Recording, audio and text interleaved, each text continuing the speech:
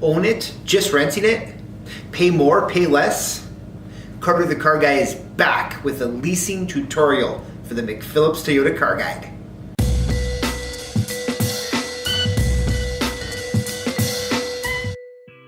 Most people that I've met are used to financing their vehicle purchases.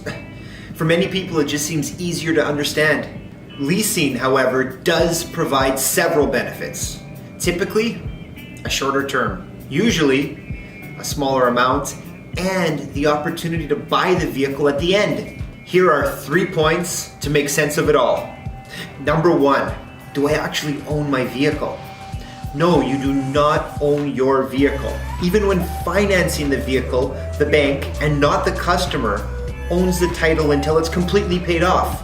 Leasing is like an extended test drive. If you love it and want to keep it, you can buy the vehicle at lease end. Number 2, do I pay more or less for a lease? Your bi-weekly installments are usually less for a lease, which makes it very popular with first-time car buyers, students, pensioners, business owners, people saving up for a house, or just regular folks like you and me. When the buyout amount is factored in, the overall price is usually about the same. And number 3, am I covered in the case of a write-off? Yes. Think of it this way.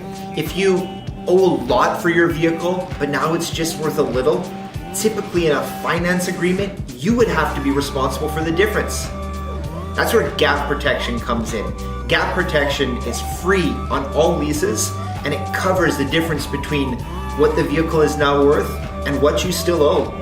All right, thanks for watching. I'm Carter the Car Guy at McPhillips Toyota here in Winnipeg. I hope you loved the video. As always, please subscribe, like it as well. Please share it amongst friends. Lastly, leave your comments in the section below. We love to hear from you. That way we can also decide what to do a video on next.